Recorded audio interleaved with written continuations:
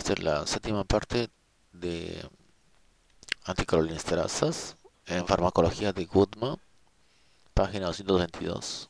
Estamos en toxicología, farmacología, toxicología y eliminación. La acción reactivadora de las oximas in vivo es más notable al nivel de la unión neuromuscular del músculo estriado. Después de una dosis de un compuesto organofosforado que produce bloqueo total de la transmisión, la inyección intravenosa de una oxima puede restablecer la reacción a la estimulación del nervio motor en plazo de unos cuantos minutos. Son menos notables los efectos de antídoto al nivel de los sitios efectores autónomos y el grupo de amonio cuaternario restringe la entrada al sistema nervioso central. Dosis altas o la acumulación de las oximas pueden inhibir acetilcolinesterasa y originar bloqueo neuromuscular, pero deben administrarse hasta que el médico tenga la seguridad de que se ha eliminado el organofosfato nocivo. Muchos organofosfatos muestran partición en lípidos y son liberados lentamente en la forma del compuesto activo. En la actualidad, los antídotos contra la exposición a organofosfatos que se distribuyen por guerra biológica, a terrorismo, incluyen atropina parenteral, una oxima, 2-PAM o HI6, o una benzodiazepina como anticonvulsivo. Esta fase de estudio como antídoto, la butilcolinesterasa humana administrada por vía parenteral para que capte el inhibidor en el plasma antes de que llegue a tejidos periféricos y centrales. Dicho efecto de la butilcolinesterasa es estequiométrico y no catalítico, y por ello se necesitan grandes cantidades para que se logre. Las oximas y sus metabolitos son excretados con facilidad por el riñón. Neurotoxicosis tardía por compuestos organofosforados. Ciertos compuestos anticolinesteras organofosforados que contienen flúor, por ejemplo DFP, MIPA, FOX, tienen en común con los triarilfosfatos, cuyo ejemplo clásico es el triortocresilfosfato, triortocresilfosfate, TOC. La propiedad de inducir neurotoxicosis retrasada. Este síndrome recibió por primera vez atención generalizada después de la demostración de que el TOCP, un adulterante del jengibre de Jamaica, había causado brotes de miles de casos de parálisis que se produjeron en Estados Unidos durante la época de la prohibición. El cuadro clínico es el de una polineuropatía intensa que inicia por perturbaciones sensitivas leves, ataxia, debilidad, fatiga y calambres musculares, y por reflexia tendinosa y dolor en la palpación. En casos graves, la debilidad puede evolucionar hasta la parálisis flácida y consunción muscular. Se necesita el paso de algunos años para el restablecimiento, pero puede ser incompleto. Los efectos tóxicos de dicha polineuropatía tardía inducida por organofosforados no dependen de la inhibición de la colinesterasa. En vez de ello, las lesiones están vinculadas con una esterasa diferente llamada esterasa neurotóxica.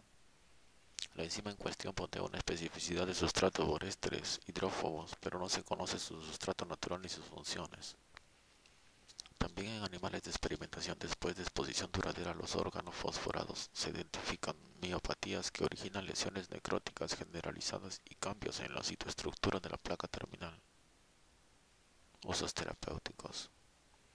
El empleo actual de los agentes anticolinesterásicos se ha circunscrito a 4 cuadros en los tejidos periféricos: atonía de músculo de fibra lisa de vías intestinales y vejiga, glaucoma, miastenia grave y anulación de la parálisis inducida por los bloqueadores neuromusculares competitivos.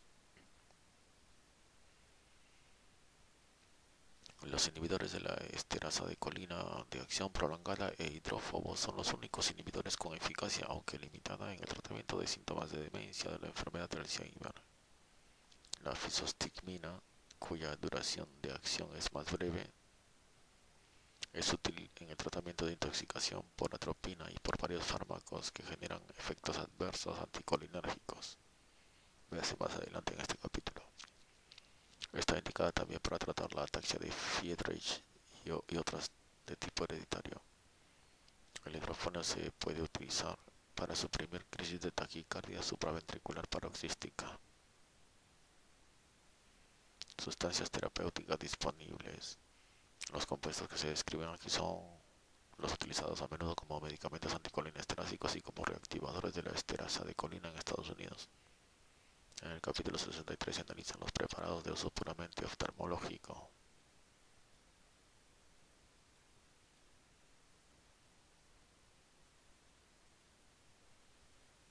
En el apartado sobre las aplicaciones terapéuticas de estos agentes, vese más adelante en este capítulo, se señalan las posologías ordinarias y las vías de administración. El salicilato de fisostigmina antilirium se encuentra en preparado inyectable. Se cuenta también con una pomada oftálmica de sulfato de fisostigmina y solución oftálmica de salicilato de fisostigmina. Existe bromuro de piridostigmina para administración oral, mestinón, o parenteral, regonol, mestinón.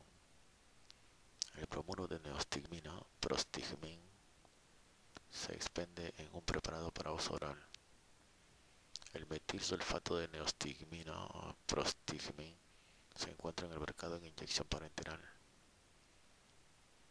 El cloruro de ambenonio, metilase, es un preparado de administración oral. La tacrina, cognex, el donepezilo, aricept, la ribastigmina, excelón, y la galantamina, reminil, se han aprobado para el tratamiento de la enfermedad del Alzheimer. El cloruro de pralidoxima, protopamcloride, es el único reactivador de la acetilcolinesterasa con que se cuenta en la actualidad en Estados Unidos y se puede obtener en presentación parenteral. El HI6 está disponible en varios países europeos y algunos del cercano oriente.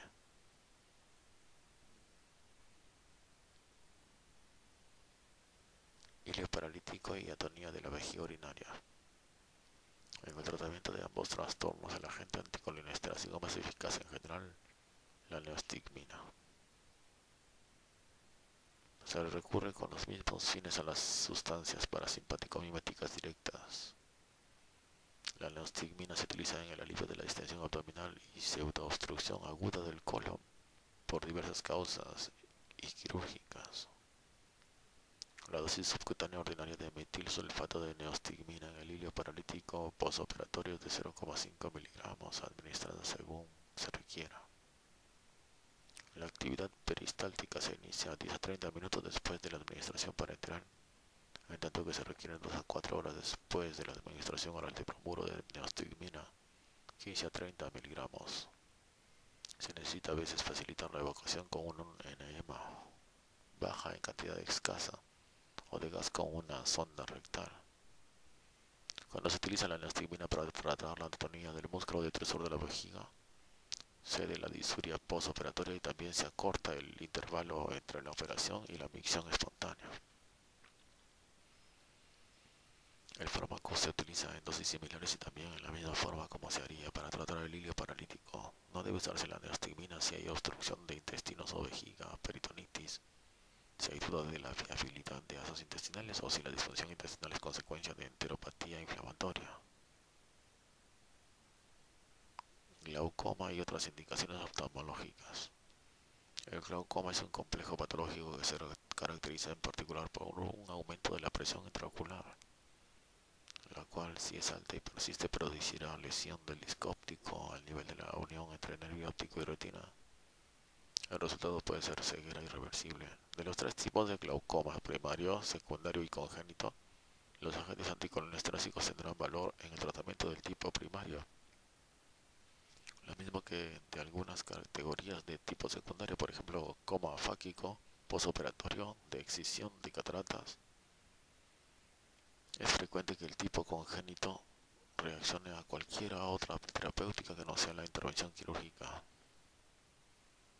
El glaucoma primario se subclasifica en tipos de agudos de ángulo cerrado, congestivo agudo, y ángulo abierto, crónico simple.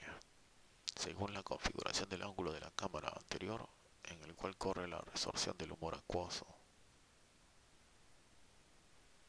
El glaucoma de ángulo cerrado es casi siempre una urgencia médica en la cual los fármacos resultan esenciales para controlar la crisis aguda, pero el tratamiento a largo plazo suele ser quirúrgico, por ejemplo iridectomía periférica o completa.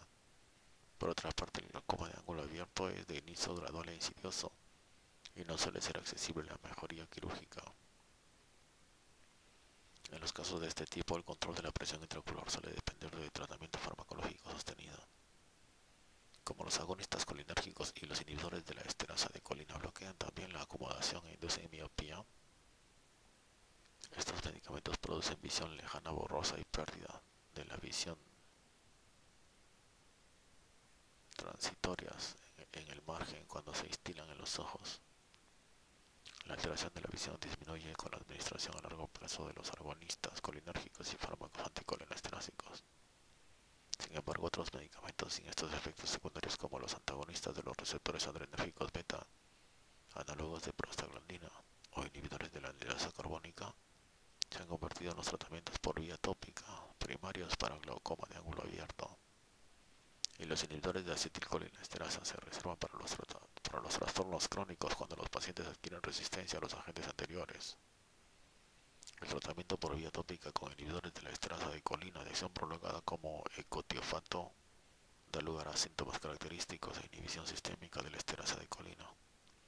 El tratamiento del glaucoma avanzado con ecotiofato puede relacionarse con la producción de cataratas. Los agentes anticolinesterasa se han utilizado en aplicación local para tratar diversos trastornos oftalmológicos de otros tipos, entre ellos esotropía de acomodación y miastenia grave confinada a los músculos extraoculares y palpebrales. El síndrome de Adie o pupila tónica es resultado de la disyunción del cuerpo ciliar, tal vez a causa de degeneración de los nervios locales. Se informa que las concentraciones bajas de sfisostigmina disminuyen la visión borrosa y el dolor que conlleva dicho trastorno. Administrados de manera alternativa con un fármaco midriático como la atropina, los agentes anticolinesterásicos de acción breve han resultado útiles para romper las adherencias entre iris y cristalino o córnea. Véase en el capítulo 63 una descripción completa del uso de los agentes anticolinesterásicos en el tratamiento oftalmológico.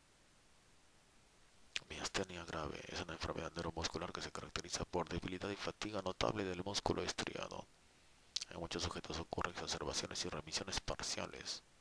Joly observó las semejanzas entre los síntomas de miastenia grave y el envenenamiento por curare en animales, y sugirió que la fisostigmina podría tener valor terapéutico, la cual se sabía era antagonista de la acción del potente tóxico.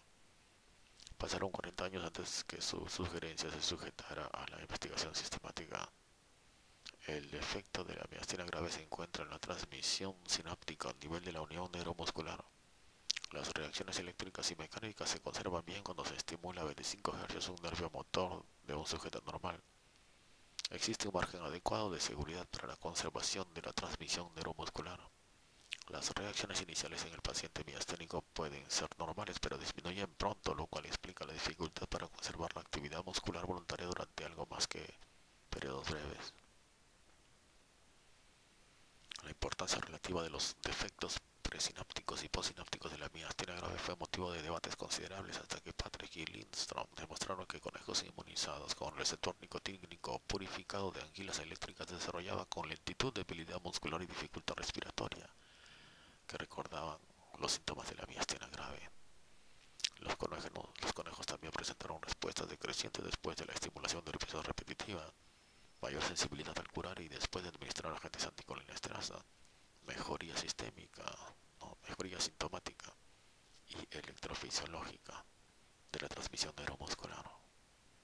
La miastenia grave, alérgica y experimental difieren en algunos aspectos de la enfermedad natural, pero el modelo animal y sus resultados fueron el punto de partida para la investigación intensiva y dilucidar si la enfermedad natural representaba una respuesta autoinmunitaria contra el receptor ACH. En el suero de 90% de individuos con la enfermedad se detectan anticuerpos antirreceptor, aunque el estado clínico de la persona no guarda relación precisa con dicho título.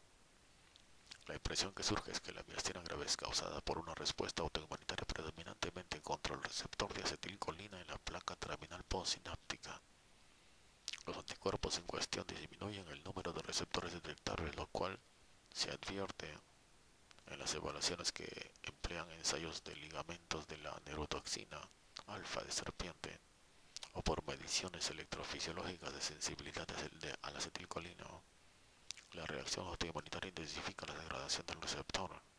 En el espacio sináptico surgen complejos inmunitarios junto con extraordinarias anormalidades ultraestructurales e intensifican la degradación del receptor.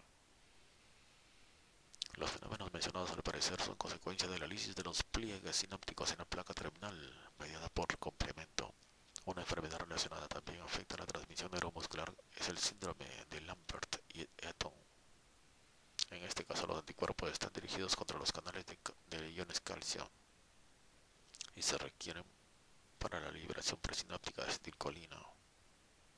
En un subgrupo de aproximadamente 10% de los pacientes que manifiestan síndrome miasténico, la debilidad muscular tiene una base congénita más que autoinmunitaria. La identificación de las bases bioquímicas y genéticas del trastorno congénito pone de manifiesto que en el receptor de acetilcolina ocurren mutaciones que afectan la fijación del ligando y la cinética de abertura de los canales.